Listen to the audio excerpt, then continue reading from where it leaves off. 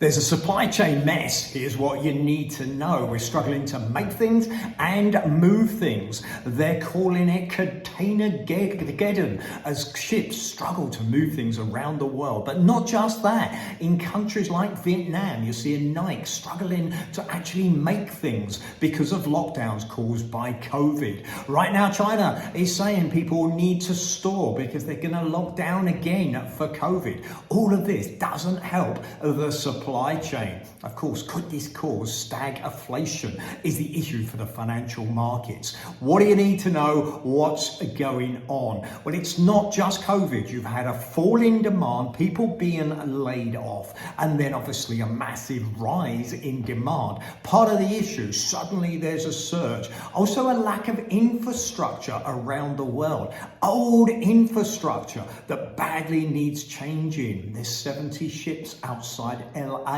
in a queue trying to get in, and one of the reasons is it's not organized and run as smoothly as it needs to be for today's world. Could there be a toy shortage? Could there be a food shortage? Well, all of those things don't help because the rumor goes out and people panic buy, which of course causes an even bigger problem than there was in the first place. Right now, it needs to be attacked. And of course, governments look at stagflation. What's that? Stagnant economy, not growing because there's shortages of supplies. We've never actually seen it. So people say, is it like the 70s?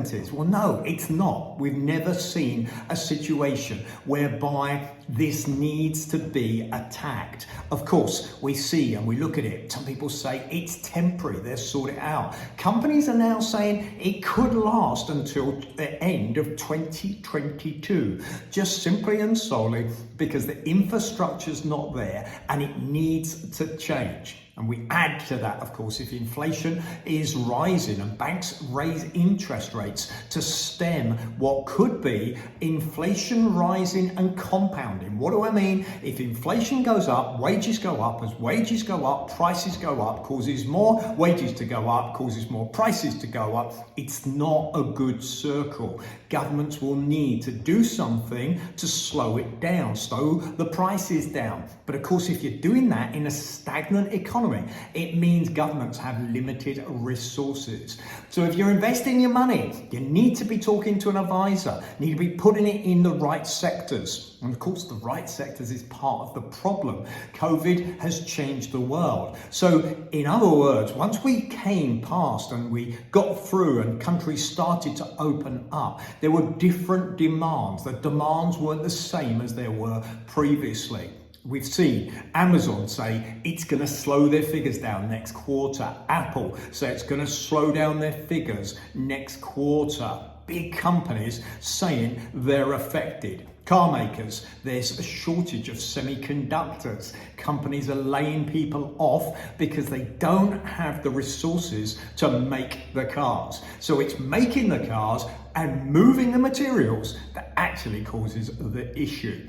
Hit subscribe on my YouTube channel, hit like on the video, please share it and you'll see what's going on. I'll keep you up to date so you know, one, where to invest your money. You know what's happening, around the world. And of course, I always try and talk about what it takes to be successful. And right now, that's being in the right sector and always making sure that you're diversified from an investment point of view. From an attitude point of view, always make sure that you realize there is a solution. There is a solution. And of course, the world will adapt and it will find that solution. Always takes time, but they will adapt. And obviously, if you have issues in your own life, don't forget, always adapt. Always realize there is a solution. Just got to be determined, be positive, and find the answers. Have a great day.